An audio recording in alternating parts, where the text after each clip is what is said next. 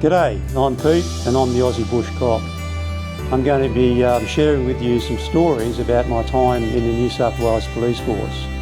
I had a tumultuous time as a police officer up there, and because of that I decided to retire and move to this beautiful island in the middle of Bass Strait called King Island, where I became a homesteader.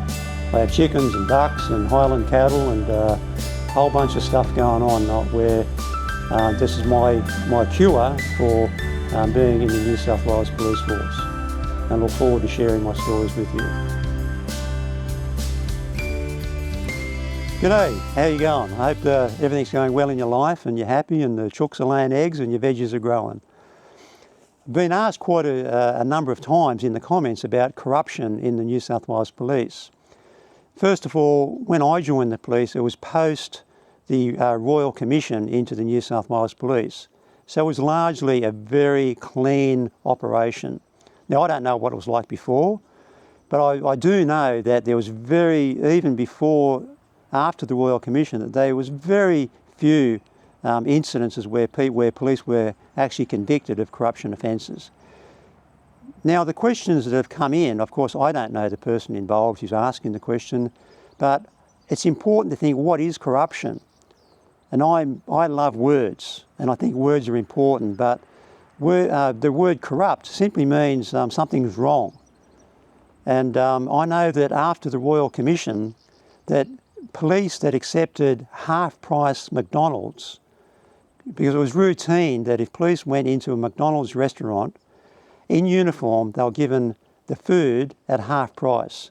We were told by the Commissioner to accept that we were corrupt. How the Police Association, which is effectively our union, they said, well, it's only members of the association that get the discount, and anybody could be a member of the Police Association.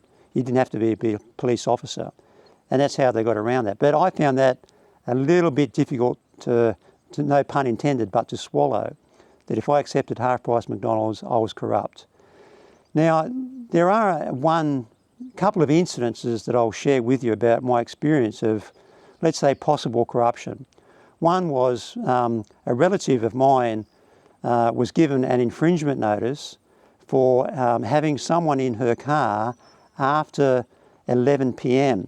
This person was on a provisional driver's licence, and one of the conditions was that you couldn't have, it was either one or more passengers in your car after 11 p.m. Now, this person was stopped by police for a random breath test, which meant that there was the machine that police use in New South Wales leaves an electronic footprint on the machine when they did the breath test. This person that I know, this relative, said it wasn't after 11 p.m, it was just before 11 p.m. So I advised this person, well, they said they didn't do it. So I said, well, enter a plea of not guilty. You're presumed innocent until you're proven guilty. And then ask your solicitor to put in a submission to the police for a commissioned officer, which means inspector or above, to inspect that machine and to get the time, date of that machine when the roadside breath test was conducted. So the hearing date came, and the machine, what the solicitor had asked the police to do, hadn't been done. Now, it was a year to the date, a year to the day, either since the infringement notice was issued or we'd entered a plea of not guilty. That hadn't been done. Very disappointing to me. Now, the magistrate, the person involved then had to issue or put in a late plea of guilty, because there was two police going to be against one. They weren't likely to win it. So the magistrate then did something extraordinary, or two things extraordinary. One, he issued comments from the bench, which are powerful. If you issued them out on the street, doesn't mean anything, but he issues them from the bench. And he said, and I think word perfect, he said, obviously an overzealous policeman. involved, because even on their evidence, it was just after 11 p.m. And then with regard to the submission not being complied with, I then wrote a letter on behalf of this person to the Police Integrity Commission for them to investigate it.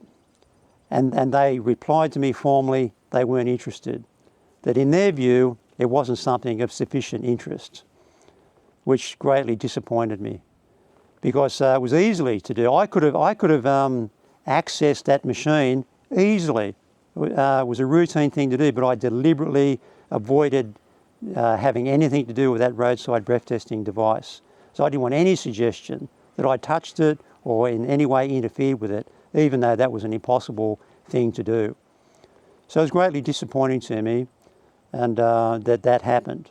And I know that, well, you know, when you get a magistrate making comments like that from the bench in a country town where that police officer will be routinely appearing before that magistrate, you don't want that kind of opinion from that magistrate about you. It's a death knell to your credibility. Thanks.